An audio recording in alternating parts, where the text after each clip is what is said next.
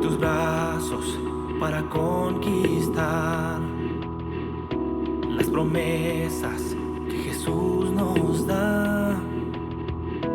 Solo espera y tú verás el milagro que Cristo hará.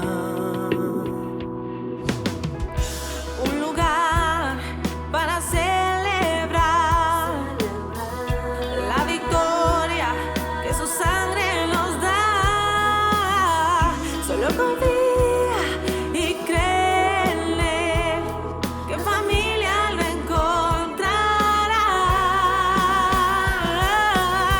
Hay un lugar para todos, de familia de Dios.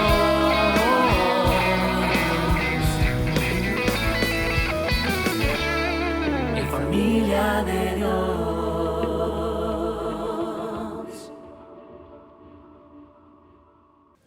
Invitaba a la congregación, después de que predicamos sobre la segunda carta a los Corintios, en 3 pasajes, yo diría de los más impresionantes para todos los creyentes que estamos pasando por pruebas muy duras, dificultades tan grandes, problemas. Les animé que si estaban pasando por crisis, por mucha tribulación, leyeran la segunda carta a los Corintios. Y dicho sea de paso, se los digo a ustedes, porque uno encuentra en la segunda carta a los Corintios mucho consuelo y la realidad de un evangelio sin apariencias, un evangelio verdadero, no el evangelio que nos predican, que a veces no es el evangelio real, sino es un evangelio ideal que es más humano, donde se nos enseña y se nos predica que al cristiano no le debe de pasar cosas malas, que no debe de enfermarse, que siempre debe estar bien, que no debe tener problemas de ningún tipo en la casa, en la familia, con los hijos, con los padres, en el trabajo, que no debe tener escasez. Eso en el evangelio no existe. Y mirábamos cómo en medio de todo eso el Señor lo permite para que la excelencia del poder de Dios esté sobre nuestras vidas. Todo eso el Señor lo permite, eso es el evangelio, para que dependamos completamente de Él y que de Él sea la gloria y no nuestra. Y porque el Señor enseña en esos textos que el poder de Dios se perfecciona en la debilidad. Cuando estamos pasando por pruebas, el poder de Dios se perfecciona y la gloria de Dios se manifiesta precisamente cuando estamos en situaciones difíciles. Así que los que quieran hacerlo esta semana, yo les animo que puedan leer la segunda carta a los Corintios. Ahora vamos a concentrarnos y poner nuestra atención en el mensaje que quiero compartir con ustedes hoy con todo mi corazón. Es un mensaje que nos habla acerca de en qué consiste realmente el mensaje del Evangelio, cómo debe darse, cómo debe de vivirse. Y por eso lo he titulado de la siguiente manera, la siguiente forma. La manera de vivir es el mensaje. Lo voy a leer de nuevo. La manera de vivir, o la manera que uno vive, es el mensaje. La manera en que alguien se comporta, hablando ya de cristianos, nacidos de nuevo. La manera en que alguien reacciona, la manera en que alguien actúa, la manera en que alguien piensa, da un mensaje más poderoso que un mensaje hablado. Una persona puede hablar, decir, predicar, enseñar, pero lo que más va a impactar a quienes le escuchen o a quienes conviven o comparten con él o con esta persona siempre es la propia manera de vida de quien está hablando el mensaje. Porque en otros ámbitos no creyentes hay excelentes oradores, hay personas muy elocuentes, hay muchas personas profesionales que se dedican hablar acerca de la superación personal, acerca de cómo tener éxito en este mundo, acerca de cómo lograr grandes cosas. Pero como nadie los conoce exactamente cómo viven y cómo se comportan en lo privado, pues pueden aceptar y oír ese mensaje. Pero si alguien dice, yo le voy a hablar de cómo tener éxito en la vida, pero si mi forma de vida en mi casa es una tragedia, es una crisis, no tengo una bendición de tener un hogar, una familia pues integrada, funcional, por la gracia de Dios, mi mensaje acerca de eso no tiene impacto. Uno puede hablar de cómo lograr muchas cosas, cómo alcanzar muchos objetivos, pero si yo no alcanzo muchos, pues no tengo mucha autoridad. Yo puedo hablar de rectitud, de moralidad, de integridad, de buen comportamiento, pero el verdadero mensaje también es la manera en que yo actúo, que yo me comporto, que usted se comporta, que usted habla, que usted acciona y que usted reacciona. Por eso, no hay que creer solamente lo que se nos dice, sino quién lo dice y cómo es que vive lo que él dice. El problema precisamente de los fariseos era ese, que hablaban, decían, enseñaban de cómo comportarse delante de Dios, pero su mensaje, su vida, que es el verdadero mensaje que se puede dar también, el mensaje encarnado, era un desastre. Eran hipócritas, eran devoradores de las casas de las viudas, eran injustos, les quitaban las casas a las viudas, pero también adulteraban con viudas. Pero se vestían de largo, eso es decir, de un vestido largo, vestiduras blancas y con ciertos adornos, dando la impresión de ser personas muy espirituales, pero realmente la gente se paraba dando cuenta de cómo eran estas personas. Por eso es que cuando los oían ya no los creían, no tenían autoridad. Cuando Jesucristo comenzó a predicar el Evangelio, comenzaron a darse cuenta cómo Jesús amaba, cómo Jesús a nadie echaba fuera, a nadie rechazaba por su enfermedad, por su condición social o económica, por ser mujer o por ser un pecador. Comenzaron a darse cuenta que de verdad Jesucristo amaba a la gente. Los fariseos no amaban a la gente. Y cuando les trajo el mensaje del Evangelio, del reino de Dios, las personas comenzaron a seguirlo porque él tenía auténticas palabras de vida, pero también porque miraban el mensaje en él. Jesucristo todo lo que predicó lo vivía, lo vivió. Cuando él habló del servicio, él era el primero en servir. Cuando él habló de perdonar a quienes nos ofendían, él perdonó a quienes lo calumniaron, lo injuriaron y lo crucificaron. Cuando habló de amar al desvalido, al enfermo, incluso a los leprosos, él los tocó. Cuando él hablaba de amar, que Dios amaba a todos los seres humanos, no importa que hubiesen pecado, precisamente había venido para salvar a los pecadores, él no echaba a nadie fuera como pecador. Los fariseos hacían selectivamente sus compañías y no se juntaban con la chusma, no se juntaban con los pecadores, con los recaudadores de impuestos, ni con las prostitutas, ni los leprosos, ni los ladrones, ni los estafadores, ni los que estaban indigentes en la calle, no se juntaban.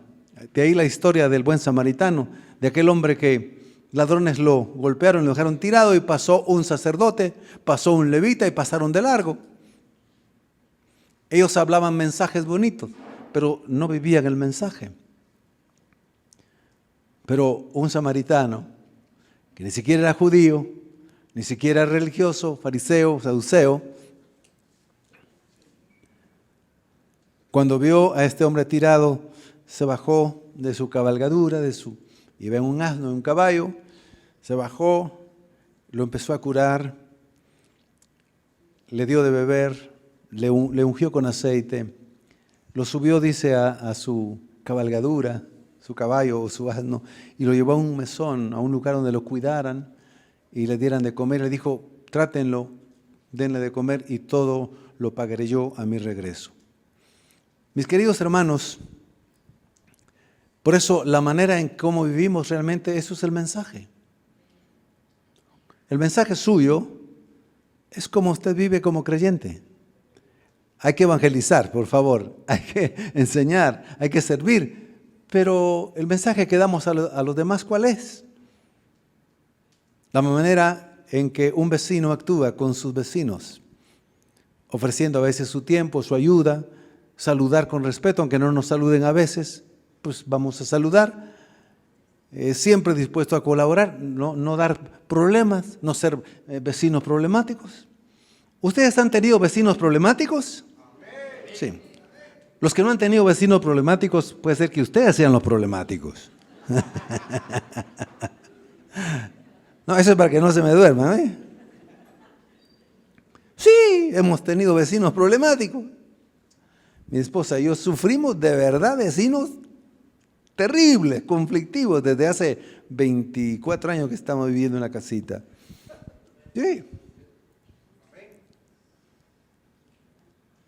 Unos últimos ahí hacían unos escándalos, fiestas, y ya cuando estaban así empezaban a disparar.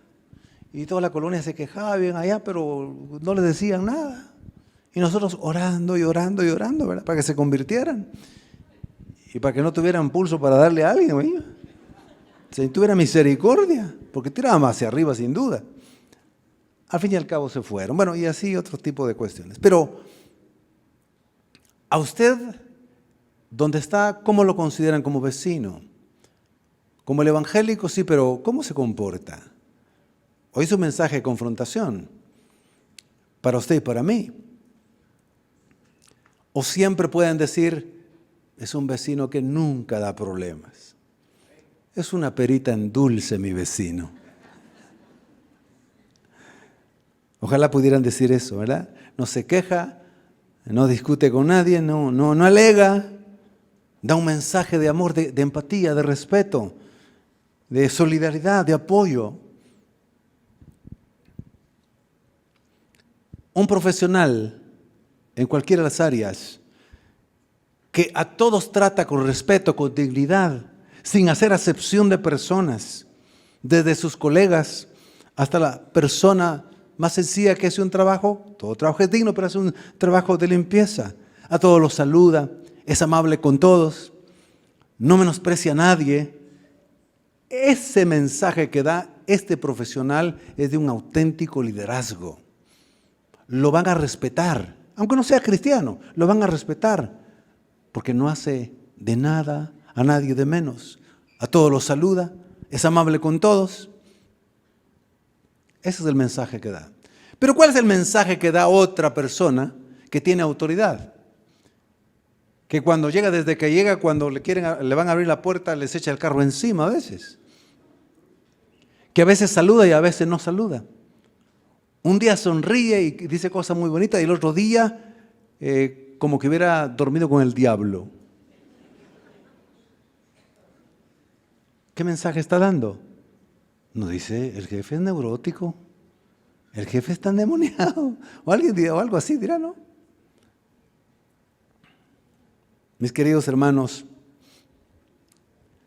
una persona que enfrenta problemas, dificultades, o digamos ya un creyente, pero siempre los enfrenta con fe, con optimismo, con resistencia, con paciencia divina, con esperanza, que busca soluciones, confiando en el Señor, que anima a los que le rodean, da un potente mensaje a los demás de cómo enfrentar la vida confiando en el Señor, confiando en su palabra, que ciertamente a veces tenemos sentimientos, emociones, pero nos sobreponemos confiando en el Señor. El mensaje es un hermano, es una hermana que de verdad está confiando en el Señor. Vea todos los problemas que tiene y sigue confiando en el Señor. Nos sigue animando, nos sigue dando mensaje, un mensaje potente inspirador. Pues quiero hablarles precisamente de un ejemplo viviente en la Biblia de un hombre de Dios que no solo predicaba, pero realmente el mensaje más potente era su propia vida, su forma de vida, su forma de actuar, su forma de pensar, su forma de ser. Impresionaba más o igualmente que lo que predicaba, porque era un hombre auténtico, un hombre de Dios. Y hay varios ejemplos, pero yo escogí uno, y es el ejemplo de vida de Juan el Bautista. Juan el Bautista. Un hombre que delante de Dios era muy reconocido y muy honrado. Para que nuestro Señor Jesucristo haya dicho de alguien como él, que no había existido ningún profeta antes que él. Y antes de él hubo muchísimos profetas. Isaías, Jeremías, Ezequiel y todos los demás, los 12 profetas menores, los mayores. Y los profetas antes del profetismo, como el profeta Natán, por ejemplo. Pero Jesucristo dijo que ninguno de ellos era mayor que él. Él dijo, Juan es el mayor profeta que ha existido. Pero es impresionante que cuando Jesucristo dice que él es el profeta más grande que ha existido de todos los que le han precedido, no fue por ser alguien que impresionaba físicamente, que impresionaba en su forma, digamos, de vestirse. Su vida era un mensaje. Y es por eso que Juan el Bautista destaca en la Escritura. Su vida y su mensaje era uno solo. No había una separación entre su mensaje y su vida. De ahí aquel dicho que se usa incluso en la comunicación secular. Hay que vivir lo que se predica. ¿Han oído ustedes ese dicho? ¿Sí? O si uno es luz, tiene que ser luz en la calle y también luz en la casa. No ser luz en la calle y oscuridad en la casa. Si nosotros vemos su vida, está relatada prácticamente en los 4 evangelios. Es impresionante. No todos los evangelios o no todos los sucesos de los tiempos de Jesús y el ministerio de él están relatados en los 4 evangelios. Pero el ministerio de Juan el Bautista está relatado en los 4 evangelios. Y cada uno de los evangelios enfoca una área de su vida, de su carácter, de su forma de ser, de cómo predicaba, de cómo vivía y de cómo actuaba. Es impresionante. Por ejemplo, en cuanto a su vida, vemos que es una vida sencilla. Marcos capítulo 1. Podemos ver algunos textos del 1 al 4. Podemos leer del 4 al 6. Dice, bautizaba Juan en el desierto y predicaba el bautismo de arrepentimiento para perdón de pecados. Y salían a él toda la provincia de Judea. O sea, su mensaje era respetado, era honrado y era bien recibido. Salían de toda la provincia de Judea y todos los de Jerusalén, y eran bautizados por él en el río Jordán, confesando sus pecados. Y vea para comenzar su estilo de vida, sencillo. Y Juan estaba vestido de pelo de camello y tenía un cinto de cuero alrededor en sus lomos. Tenemos esa primera parte. O bueno, podemos leer de una vez. Y comía langostas y miel silvestre. Cuando el texto dice que se vestía de pelo de camello y tenía un cinto de cuero, no es que estaba presumiendo que se vestía de piel, de cuero. Era la vestidura más rústica, más sencilla que se podía tener en la época. El más grande de los profetas no estaba al servicio del rey en los palacios, como muchos de los profetas del Antiguo Testamento, que Dios así lo permitió, vivían en el palacio del rey. Porque Dios había establecido que el rey, comenzando con Saúl, luego David, luego Salomón y luego todos los demás reyes, deberían de tener profetas y un profeta cerca de ellos para que no se apartaran de la ley de Dios, para que siguieran los caminos del Señor. Entonces, pues los profetas ahí, pues honrándolos, tenían vestiduras finas, comían de la comida del rey, tenían porciones especiales para comer. Los profetas que estaban al servicio del reino en el Antiguo Testamento. Pero Juan el Bautista no tenía absolutamente nada de eso. No tenía vestiduras con que cambiarse seguido. Le aguantaba la vestidura de piel de camello, su cinto de cuero. Y dice que su comida era de langostas y miel silvestre. La primera vez que yo leí ese pasaje me impresionó, dije, qué bien comía Juan el Bautista. Langostas.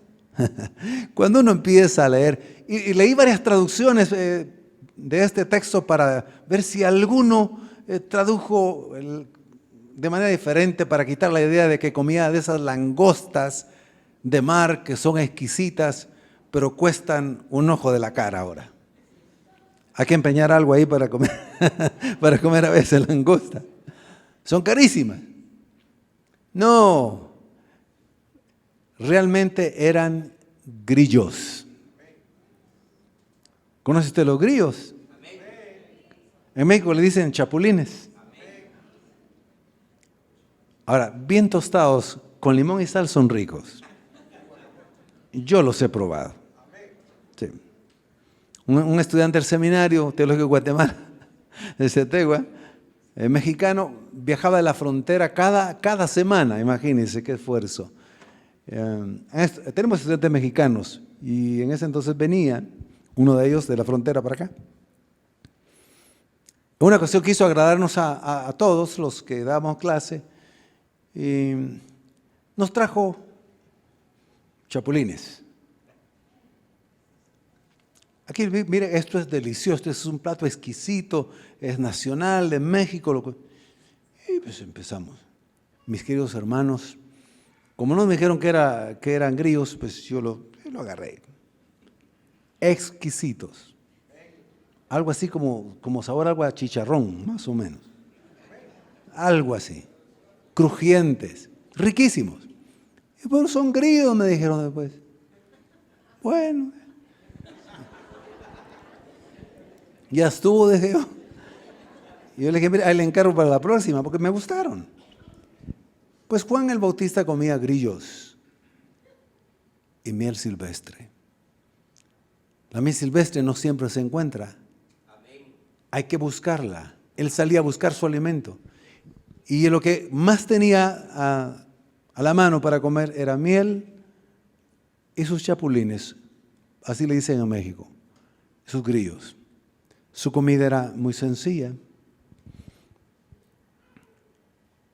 El Señor Jesús recordó en una ocasión cuando Él está incluso comiendo con pecadores y publicanos para llevarles el mensaje del Evangelio. Y algunos comenzaron a criticarlo y decir, pero tú que eres el Hijo de Dios y dices que eres el Rey de los judíos y dices que eres enviado del Señor, ¿por qué te juntas con pecadores y publicanos? Y Él les dice, no los comprendo, no los entiendo por qué reaccionan así. Porque vino Juan el Bautista que no comía ni bebía con los pecadores y dijeron, demonio tiene. Endemoniado le decían a los religiosos a Juan el Bautista. Y vengo yo que como y que bebo con los pecadores porque los amo, quiero salvarlos, quiero darles el mensaje del Evangelio para que sean salvos. Y ahora me tildan a mí de comilón y bebedor. ¿Quién los entiende a ustedes? Los confrontó. Pero nos da a entender que Juan no vivía una vida de lujo. Era muy frugal, muy sencillo en su forma de ser, de comer, de vestir. ¿Dónde vivía Juan el Bautista? ¿Sabe dónde vivía? En las cuevas del desierto. No tenía una casa construida de manera específica, bonita, arreglada, sino que vivía literalmente en las cuevas del desierto.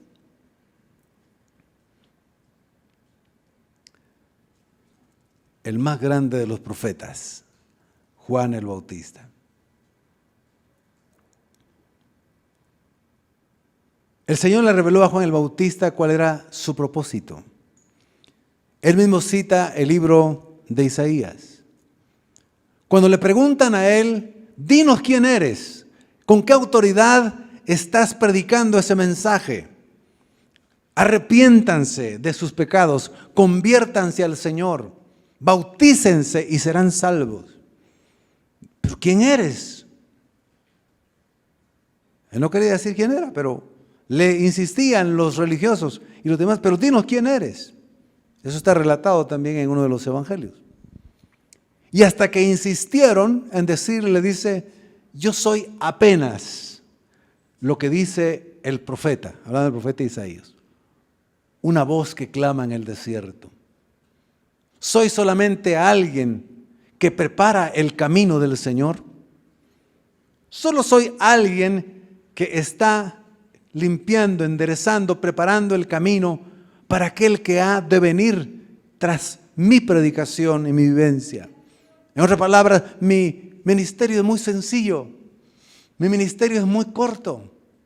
Solo un tiempo estaré predicando y vendrá otro más poderoso que yo. Yo soy tan lo que soy que ni siquiera tendría que tener el privilegio de desatarle, la dignidad de desatarle y atarle las sandalias a quien vendrá de mí. Yo soy aquel que, dice el profeta Isaías, que anunciará que los valles serán rellenados, las colinas serán aplanadas y el camino de salvación se les anunciará en el día que venga el Señor. Eso es lo que responde Juan el Bautista.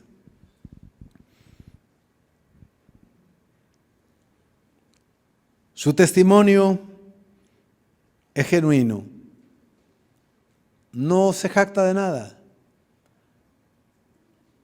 No dice es un testimonio genuino. No dicen soy más importante que todos los profetas anteriores. No, Jesús lo dijo. Algunos cuando vieron que tenía poder para hablar, para predicar y por su forma de vivir, le dijeron, ¿o acaso eres tú Elías? Dice, no, no soy Elías. ¿O acaso eres tú el gran profeta que ha de venir? Refiriéndose al gran profeta que menciona Moisés, refiriéndose al Señor Jesucristo. Dice, no, que va, no, ni siquiera llego yo a los tobillos de ese gran profeta. Del Señor Jesús estaba hablando.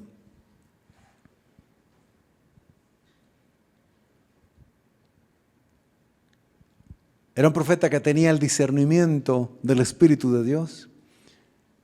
Cuando él ve por primera vez a Jesús de Nazaret, el Espíritu Santo le revela, le muestra que él era el Mesías.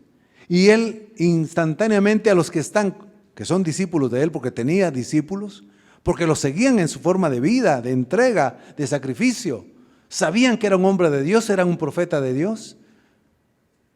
Entonces, cuando ve a Jesucristo, él lo ve y lo señala, dice uno de los evangelios, dice, he aquí el Cordero de Dios que quita el pecado del mundo, refiriéndose a Jesucristo nuestro Señor. ¡Qué mensaje!, ¿no? El Cordero de Dios que será sacrificado, inmolado, que quita el pecado del mundo, a Él sigan, dice después, a Él conviértanse. Ya no me seguirán a mí. Mire qué humilde, qué sencillo en reconocer cuál es la condición, cuál es el propósito. Y cuando Jesús se quiere bautizar, Él no espera que Jesús vaya a bautizarse. El Señor le ha revelado de que Él es el Cordero de Dios que quita el pecado del mundo, que Él es el Mesías, que Él es el enviado de Dios para salvar y redimir a los pecadores. Pero de pronto se sorprende que cuando Él está bautizando a los que se arrepentían de sus pecados y los confesaban para entrar en el reino de los cielos, el reino de Dios, mira a Jesús venir.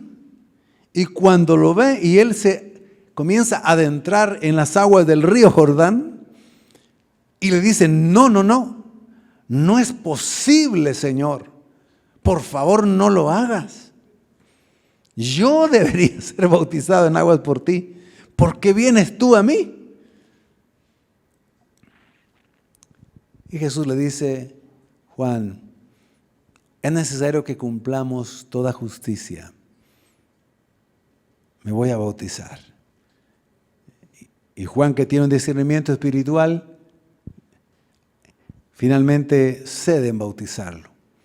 Porque él sabe que Jesucristo, bautizándose en un bautismo de arrepentimiento y perdón de pecados, estaba allí con esa acción, identificándose con todos los pecadores que Él salvaría, que Él tomaría el lugar de todos nosotros en la cruz del Calvario, que Él recibiría nuestras maldiciones, nuestras desgracias, nuestros pecados, nuestras equivocaciones y errores. Él los llevaría y por lo tanto Él se bautizaría en ese sentido, identificándose con la humanidad perdida, degenerada.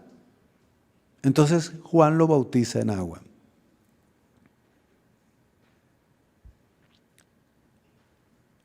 Pero conocía su llamado, conocía su propósito y conocía su lugar.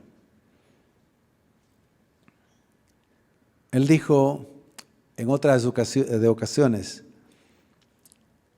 yo bautizo con agua y es un bautismo necesario en el reino de Dios. Pero viene otro después de mí que los bautizará con el Espíritu Santo y fuego. Y añadió, a Él deben de seguir. Al que bautiza con el Espíritu Santo, a Jesucristo. Ese es el auténtico siervo de Dios, el que señala a Jesucristo, el que hace discípulos para Jesucristo, al que gana personas para Cristo, al que tiene en primer lugar a Cristo, no a él mismo, no el que quiere sobresalir, destacar y figurar en todo. No, es Cristo quien debe de tomar el primer lugar en nuestra vida. A Él debemos de darle la gloria y la honra siempre. Como Juan el Bautista se la dio. Él dijo, yo no merezco nada.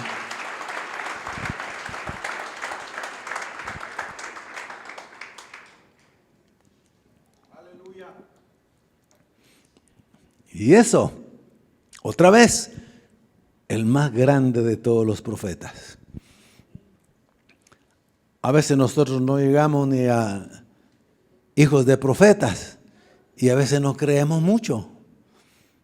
A veces llegamos a pensar que hemos logrado mucho, que hemos obtenido mucho. Mis queridos hermanos,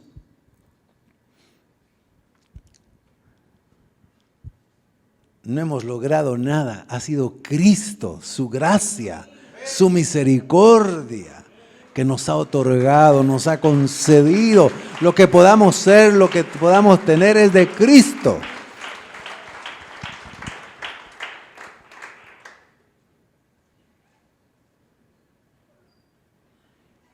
Así que la forma en que los cristianos actúan sabiendo su posición,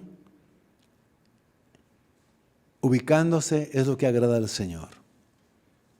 Por eso Pablo enseña, ninguno de ustedes los creyentes, por favor, se considere con más alta estima y más alto honor o con más privilegios que otro. Nadie debe de tenerse así como más que otro. No, somos hermanos en Cristo aquí todos. Con distintos dones que Dios quiso dar como Él quiso y repartir como el Espíritu Santo repartió, sí. Pero somos todos hermanos en Cristo. Y todos pecadores, arrepentidos, todos. Unos fuimos pecadores más escandalosos que otros, otros pecadores más finos, pecando a escondidas, pero todos pecadores.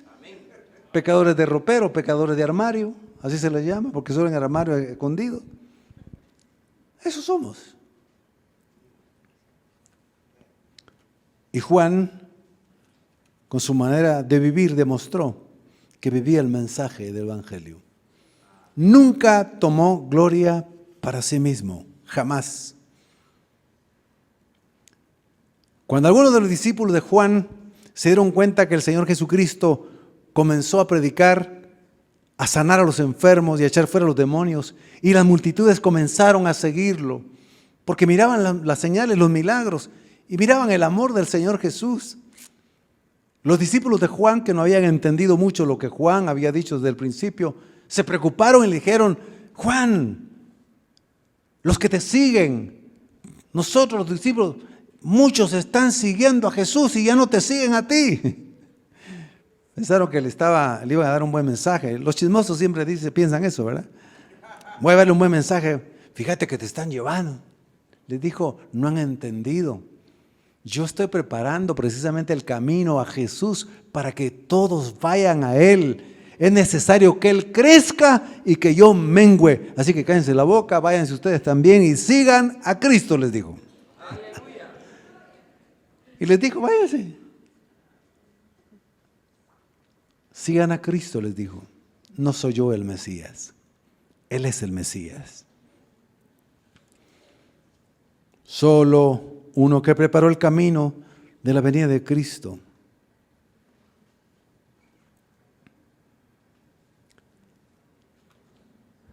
Uno que llama a los hombres a ver a Jesús, Juan 1:29.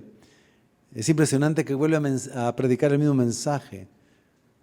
Juan 1:29 dice: el día siguiente, Juan vio que Jesús venía hacia él y dijo otra vez: este es el Cordero de Dios que quita el pecado del mundo. Lo volvió a decir muchas veces en los evangelios, al día siguiente, este es el Cordero de Dios. Los discípulos lo oyeron hablar y entonces los discípulos de él, dice, siguieron a Jesús.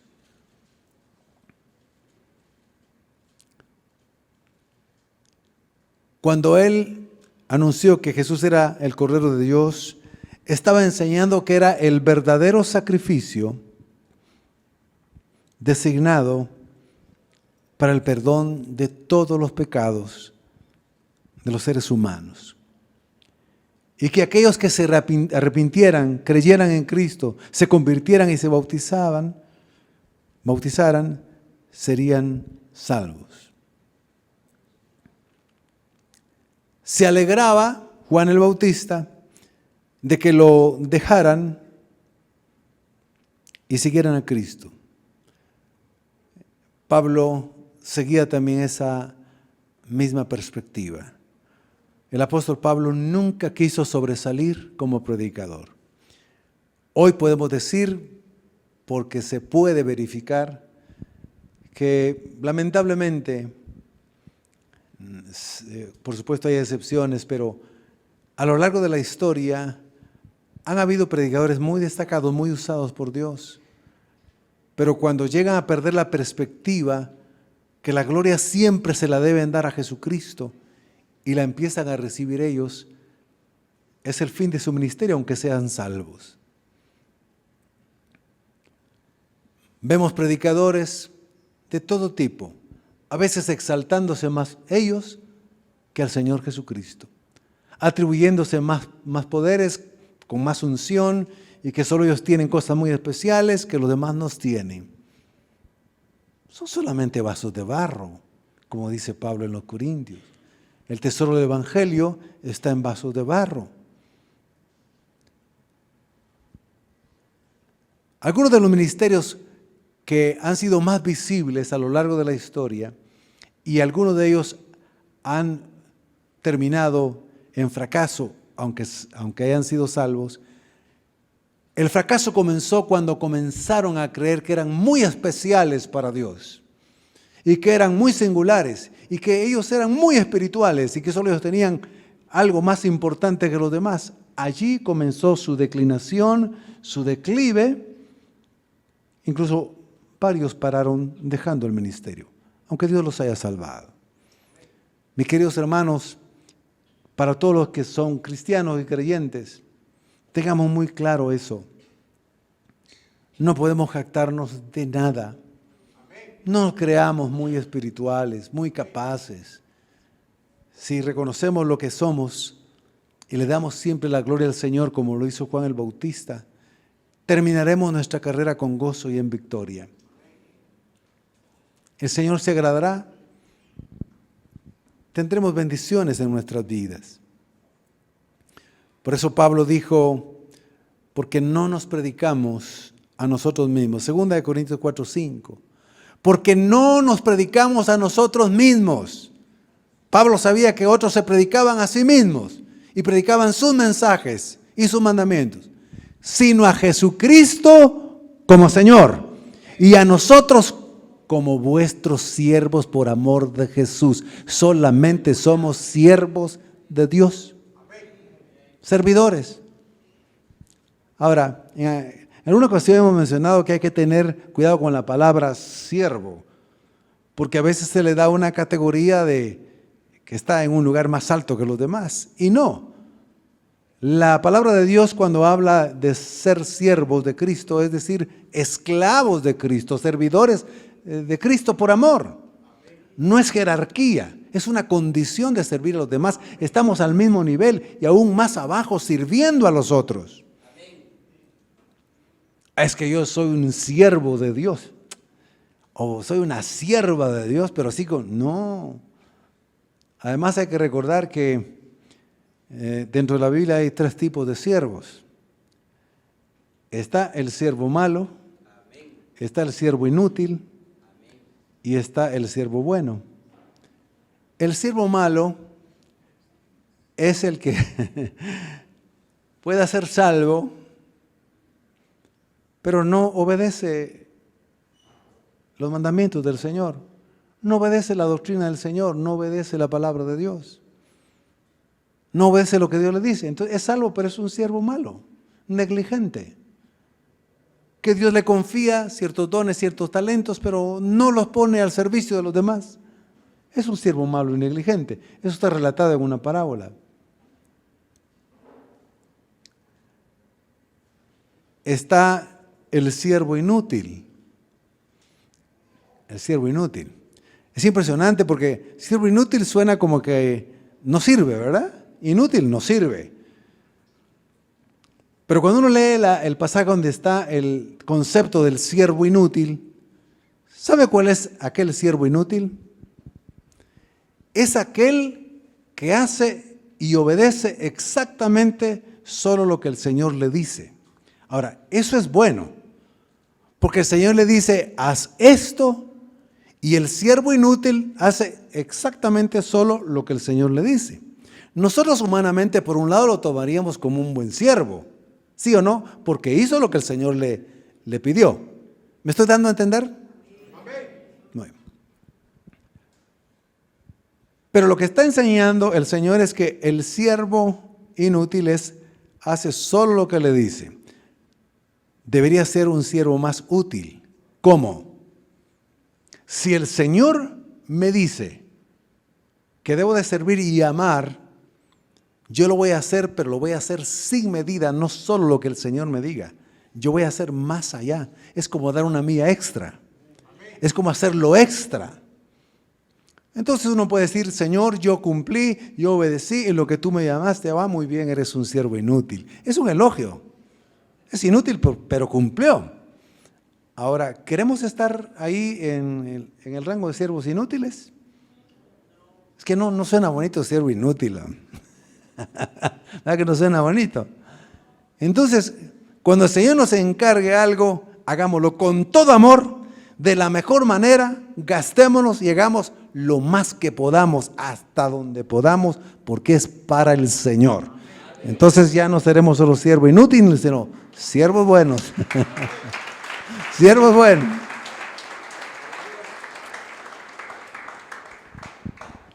Y está el siervo bueno. El siervo bueno es el que hace mucho más que lo que el Señor le pide. Es el que da la milla extra. Es el que hace todo por amor al Señor Jesús. Y que no piensa en sí mismo. Pablo por eso dice, otra vez en 2 Corintios 4:5, leamos el texto. Porque no nos predicamos a nosotros mismos, sino a Jesucristo como Señor. Y a nosotros como vuestros servidores, por amor de Jesús. Solamente eso somos. Nada más. Siguiendo entonces con Juan el Bautista, que su manera de vivir era una sola con su propio mensaje, no se contradecían. Era de una sola pieza, era un hombre íntegro. Él exalta a Cristo y no llama la atención sobre sí mismo. El creyente que quiere figurar en todo, consciente o inconscientemente, el siervo o el líder que siempre quiere figurar en todo, siempre quiere estar en primer lugar, siempre quiere ser aplaudido, mi querido hermano, está equivocándose de manera drástica. Porque el que debemos mostrar, a quien debemos mostrar, es a Cristo, es al Señor.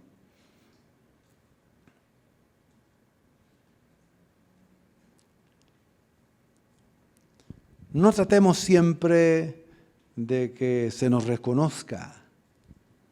No. Que el Señor sepa lo que hagamos es lo que debe interesarnos. Por eso, mis queridos hermanos, a los servidores principalmente de la congregación puedo decirles esto. Los líderes o los pastores o quienes estén dirigiéndolos quizá no puedan darse cuenta de todo lo que ustedes hacen, pero el Señor sí. Y aunque ustedes no sean muy visibles, aunque ustedes no se destaquen mucho, delante del Señor tendrán su recompensa, porque Él no es injusto para olvidar la obra de amor que ustedes hacen. Todo lo que ustedes hacen para el Señor lo tomará en cuenta, aunque los demás no nos lo reconozcan. No se sienta mal si a veces no le reconocen algo. Juan el Bautista sabía que no tenía que ser reconocido. La gloria no era para él, y tampoco es para usted, y tampoco para mí. La gloria le pertenece únicamente a nuestro Dios, a Jesucristo, nuestro Señor. A Él sea la gloria.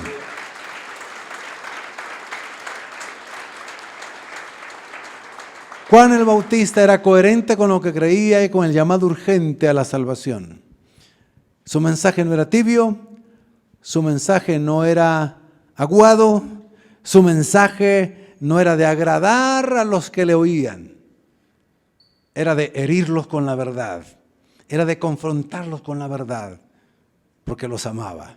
Aunque era duro, pero los amaba.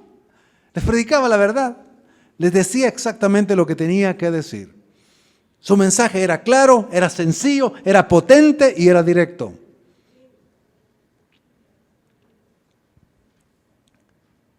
Y cuando tenía que desafiar principalmente a los religiosos, así como Jesucristo lo dijo, que también los amaba, pero tenía que ponerlos en evidencia para que se arrepintieran.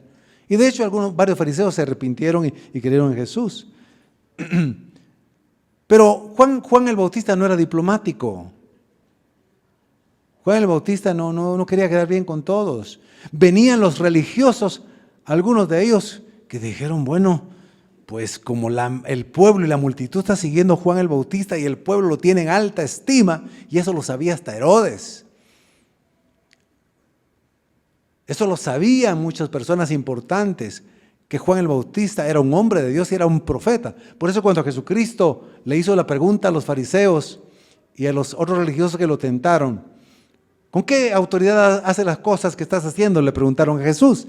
Jesús les dice, les voy a responder si ustedes me responden esta pregunta. ¿El bautismo de Juan era de Dios o de los hombres? Y el grupo que estaba ahí se dieron la vuelta sin duda, se pusieron en grupo así, muchachos, ¿qué respondemos? Si decimos que era de Dios, nos va a decir por qué no le creyeron. Si decimos que no, el pueblo nos puede apedrear porque tienen a Juan el Bautista como verdadero profeta. Entonces, como siempre, muchas hipócritas. No sabemos, Señor. Y Jesús les dijo, pues yo tampoco les digo con qué autoridad les hago estas cosas. Entonces, pero el punto es que reconocían a Juan el Bautista como un verdadero profeta. Entonces algunos dijeron, no, mejor bauticémonos, aunque no lo estaban haciendo de corazón, mejor bauticémonos porque el pueblo sigue a Juan el Bautista. Y cuando están frente a Juan el Bautista, como él tiene discernimiento del Espíritu, les dice a los que se acercan, no les dice, bienvenidos, los felicito que se van a bautizar. Qué bueno, ustedes que son los líderes religiosos de Israel se van a bautizar. Él sabía que no lo estaban haciendo de corazón, lo estaban haciendo por conveniencia, por política religiosa o política pura en ese sentido. Y les dice, acérquense, porque les voy a decir una verdad. Generación de víboras. A ellos, ¿quién les enseñó a huir de la ira venidera? Así les dijo. Yo creo que algunos dijeron, así ya no me bautizo, y mejor se regresaron. El texto no lo dice, pero así les habló.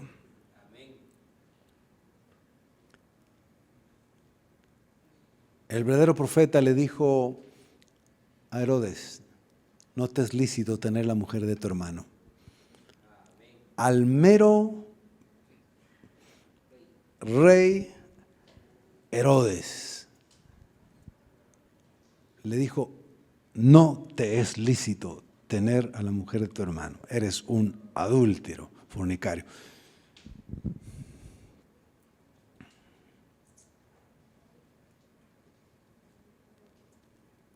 Así que el mensaje de Juan el Bautista no era muy adornado. Arrepiéntanse de sus pecados, conviértanse al Señor, vuélvanse a Jesucristo, el Cordero de Dios que quita el pecado del mundo, y bautícense y entrarán en el reino de los cielos. Era el mensaje que predicaba, el mensaje. Su ministerio duró solamente 6 meses, pero durante 6 meses muchísimos atendieron su mensaje, porque su manera de vivir era el mismo mensaje, era el verdadero mensaje, consagrado, comprometido, no corrompido ni atraído por los placeres de este mundo, los poderes de este mundo, la influencia de este mundo. Él vivió como vivió, solitario, de manera sencilla, frugal, directo, sin lujos, y habló lo que tenía que hablar. Enseñó el camino de salvación a los pecadores y muchos se convirtieron. Mis queridos hermanos, prediquemos el mensaje del Evangelio con nuestra vida, no solo de palabra. ¿De acuerdo? Porque la manera de vivir es el mensaje también. Y eso Pablo lo sabía muy bien. Se puede predicar sin palabras. Le dijo a las mujeres que se convertían y su esposo era inconverso. Y les dijo, ganen a sus esposos para Cristo sin palabras. Es decir, con su vida, con su carácter, con su forma de ser, con su forma de actuar. Gánense a sus maridos para Cristo. Que sus maridos digan de pronto, esta es otra mujer, la misma físicamente, pero es otra. Me ama, me atiende, me sirve, es cariñosa, es comprensiva, no me reclama, no me rechaza. Desde que se convirtió a ese Dios y a ese Cristo, es otra mujer. Yo quiero conocer también al Dios de mi mujer. Así se tenían que convertir, dice Pablo. Porque él sabía que a veces hablarle y hablar y hablar y hablar pues no puede convencer. A veces convence más el mensaje que se vive, en la forma como se vive, se actúa, se piensa y demás, que el que se habla.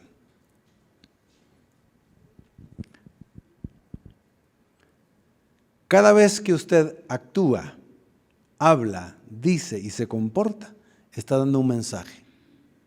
¿Sí? Amén. ¿Solo un amén oído por ahí?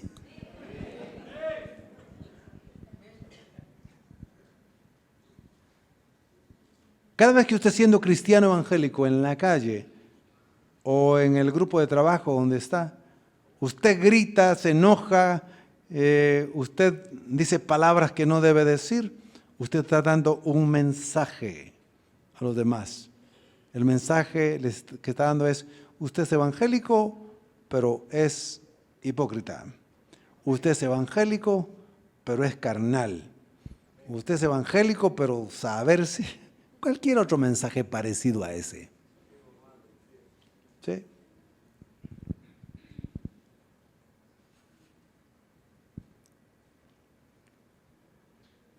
El mensaje de Juan el Bautista y su vida nos enseña y nos motiva a que vivamos lo que creemos.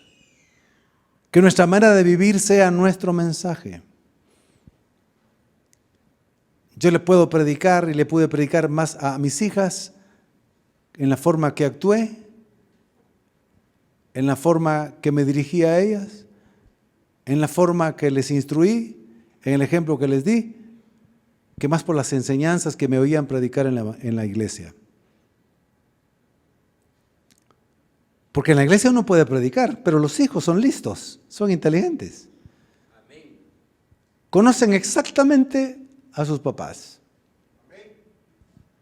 Entonces el niño inteligente dice: mi papá predica que debe de amar a su esposa, pero yo veo que la trata muy mal. Ese mi papá, así que cualquier otra cosa puede ser. Pero si él ve que él dice que hay que amar a la esposa, que hay que cuidarla, hay que tratarla bien, como un vaso frágil, y ve que la tratamos así, dice: no, mi papá predica la verdad y vive la verdad. Eso es lo que deben decir nosotros.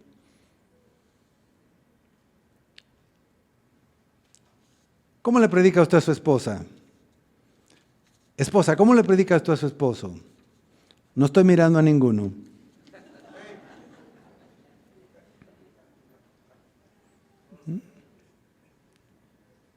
Padres, ¿cómo le predica el evangelio a sus hijos? ¿Cómo le predica usted el evangelio a su jefe? ¿Cómo? ¿Tomando horas de trabajo para leer la Biblia y estar orando? No, usted está robándole el tiempo a la empresa y a su jefe, está faltándole el respeto. Usted predica el evangelio llegando temprano, no le da problemas, es obediente, colabora con todos, es amable, procura siempre ser una ayuda en todo lo que puede. Y dice: no, este es diferente. Este es diferente. No es motivo de discordia, no anda chismeando, no anda perdiendo el tiempo, siempre anda trabajando. Le está predicando el evangelio a su jefe, aunque el jefe no le diga nada. Perdonen lo que voy a decir porque no es bueno hablar a veces con un ejemplo personal, pero a veces ayuda, y perdónenme. El último trabajo secular que tuve antes de entrar a predicar, a servirle al Señor, trabajé casi 5 años. Sentía compasión por mi jefe.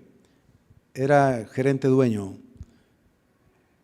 Legalmente aparecía como gerente general.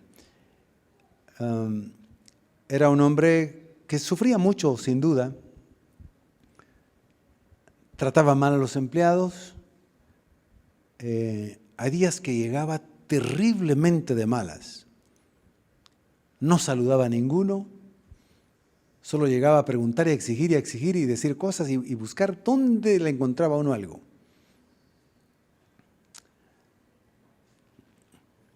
A veces decía buenos días y a veces no decía nada.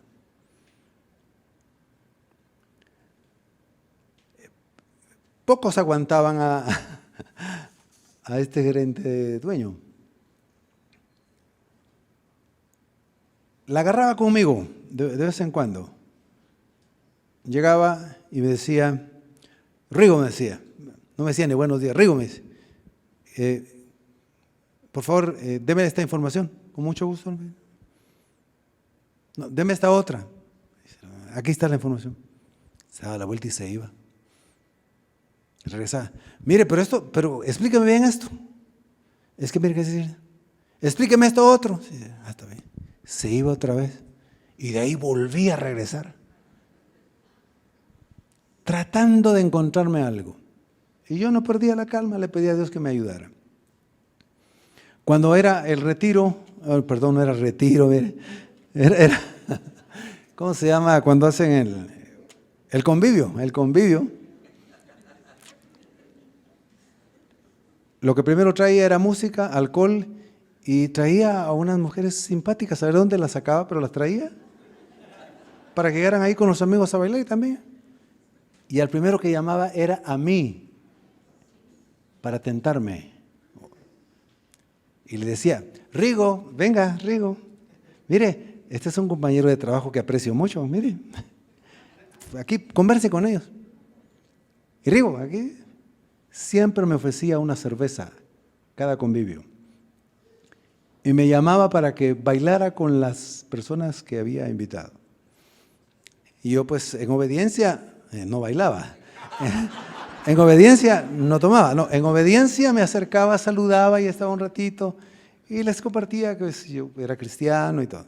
Mientras de ahí me retiraba con respeto y todo y ya. Cada año lo hizo. Cuando renuncié, porque ahí iba a entrar a tiempo completo, me dijo estas palabras: Rigo, ¿estás seguro que se quiere ir? Sí, necesito irme, quiero irme, le digo. ¿No será que quiere aumento? No, fíjese que voy a servir como pastor en una iglesia. Rigo me dice, gracias por todo su trabajo y por el ejemplo que nos dio a todos. Ha sido uno de los mejores trabajadores que he tenido. Al fin me lo dijo, solo que ya cuando me iba. Al fin, pero siempre me miró.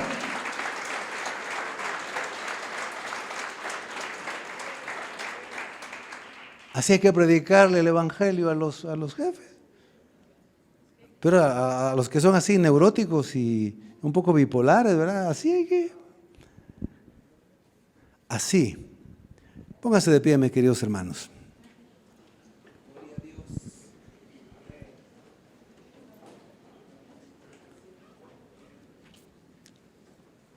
Mis hermanos, en esta misma temática, el apóstol Pablo dijo, ustedes son cartas abiertas al mundo. No necesitan siempre estar predicando, su vida la leen. Su testimonio, su forma de ser son cartas abiertas al mundo. Así predican el evangelio. Es lo que quiso decir el apóstol Pablo cuando dijo, ustedes son cartas abiertas al mundo. No olviden que donde quiera que vayan, por ser hijos de Dios, ser cristianos, ustedes predican el mensaje en la forma que actúan, responden, en la forma que accionan. Nunca lo olviden. Prediquemos el evangelio y démosle la gloria al Señor Jesucristo. Las personas leen nuestra vida. Están viendo si de verdad somos cumplidores del evangelio o no. Aunque no nos lo digan, pero nos observan. Honremos al Señor. Honremos el evangelio.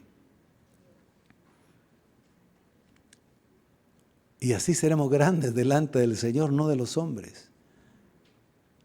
Me sigue sorprendiendo que Jesús haya dicho, Juan el Bautista, que su ministerio fue de solo 6 meses, es el profeta más grande de todos los que han existido. Porque su vida, su testimonio y su predicación era una sola. El más grande de los profetas predicó solo 6 meses y no dejó un texto escrito como Isaías, pero fue más grande que él. Mis hermanos, aunque no todos somos profetas ni ya podemos escribir libros inspirados, todo lo que hagamos para la gloria del Señor quedará anotado en las obras. No para salvación, porque la salvación es gratuita, para las recompensas y los galardones que nos esperan en el cielo y que también algunas veces nos las da el Señor aquí en la tierra. Les animo a que su vida sea un testimonio y una predicación viviente. Amén. Oremos. Bendito Dios y Padre, te damos gracias con todo nuestro corazón por tu bendita palabra. Gracias por el ejemplo, la vida y la obra de Juan el Bautista, porque nos enseñó que la manera de vivir es el mensaje, que la vida misma es el mensaje poderoso, porque nos enseñó la humildad, nos enseñó que no el protagonismo para nosotros, sino para Cristo, que hay que menguar para que Cristo crezca en nosotros, que hay que hacernos pequeños para que Cristo sea grande, que no debemos de buscar siempre ser los primeros ni los protagonistas, ni querer figurar en todo siempre. No, Señor, solamente somos servidores, nada más, pero somos hijos tuyos. Gracias por tu amor. Sabemos que esto no lo podemos hacer solos, por eso te pedimos siempre, y tú nos lo has dado, al Espíritu Santo.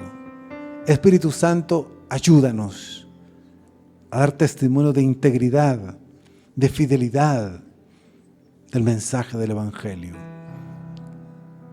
Que no vean en nosotros una doble vida, que no vean en nosotros un mensaje diferente de una conducta diferente. No, Señor, que no nos permitas que sea avergonzado el Evangelio, tu nombre, tu iglesia, tu congregación, por causa nuestra. Ayúdanos. Somos débiles, somos frágiles, necesitamos de tu poder, necesitamos de tu gracia. Aquí estamos delante de ti. Llena nuestra vida de amor, porque siempre nos has amado, siempre nos has sostenido. Nunca dejaremos de ser tus hijos. Siempre nos tratarás con ternura, siempre nos tratarás con amor, con paciencia, porque nos conoces, Señor. Gracias por amarnos tal y como somos. Bendito seas por siempre, porque tú eres un Dios misericordioso, compasivo, lento para la ira y grande en misericordia.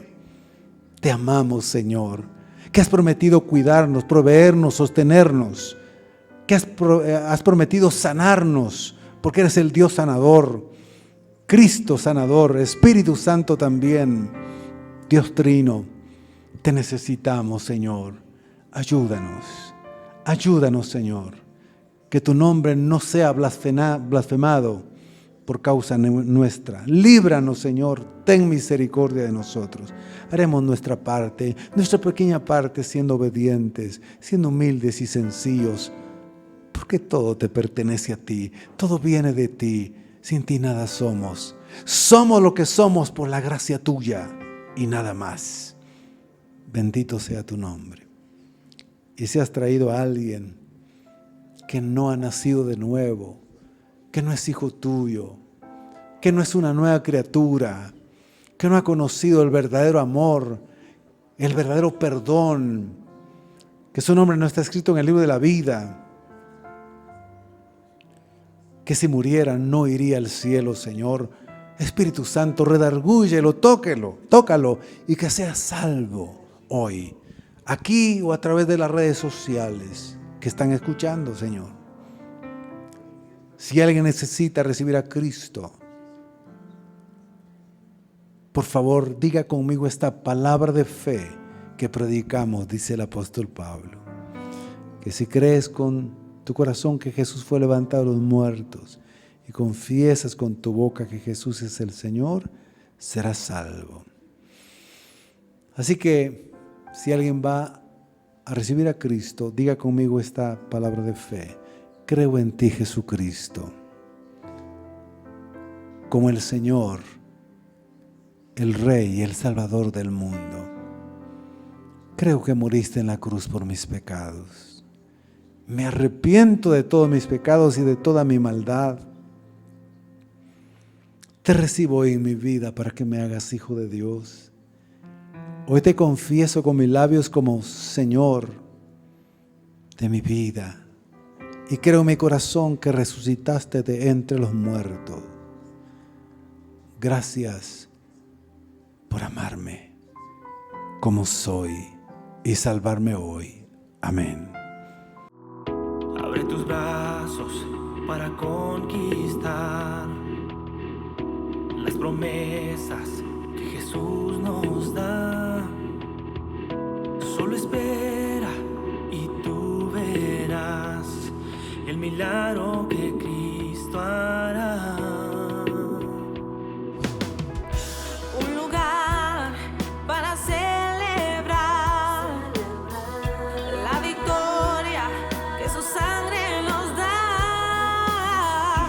Solo confía y créele que en familia lo encontrará. Hay un lugar para todos, de familia de Dios.